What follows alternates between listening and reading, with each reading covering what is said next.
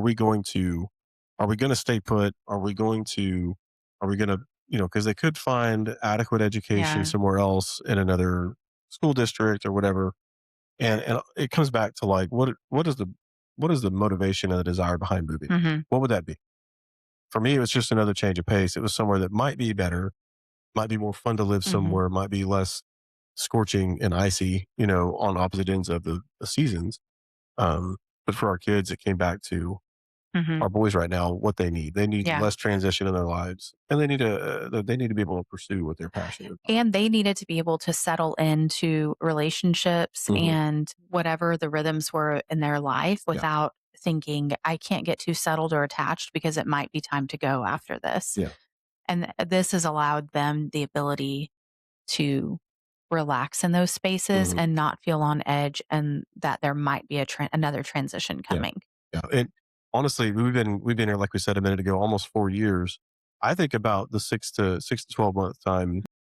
Our youngest asked, "Hey, so when are we moving again? Yeah. When do we move next?" And we're like, Like, "Oh my gosh, We're not. We're not. he's feeling that too. I'm Yeah. not the only one, but like, oh no, what kind of like, what kind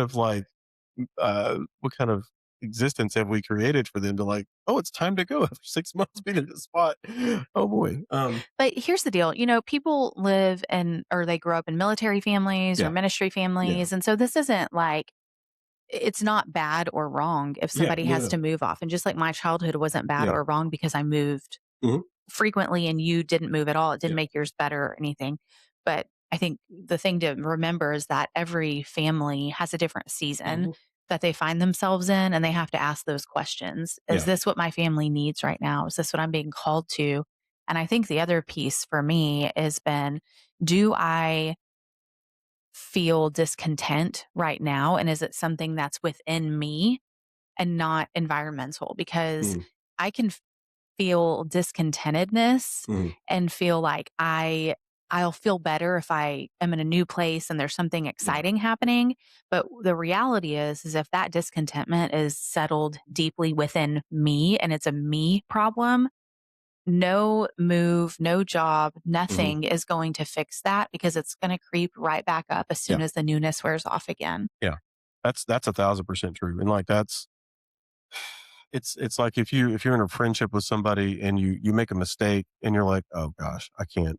I wish I could just start over fresh. And Mm, so you kind of go, at least for me, I kind of think through like, well, I guess I'll just pull out of that one and try and find a new place to go hang out. And that's the mentality that I end up having sometimes is like it's just easier to start over fresh without mhm. having to try and overcome without having to try and overcome something you've already kind of perpetuated on your own. Because it's harder to Yeah. repair and Yes. it's harder Hmm. to take a hard look at yourself Yeah. even than it is to just say it kind of goes, I think this goes along with it. Like when you stay in one space for a long period of time, Hmm. you run a greater risk of being really known by the Mm. people around you. Yeah. Yeah.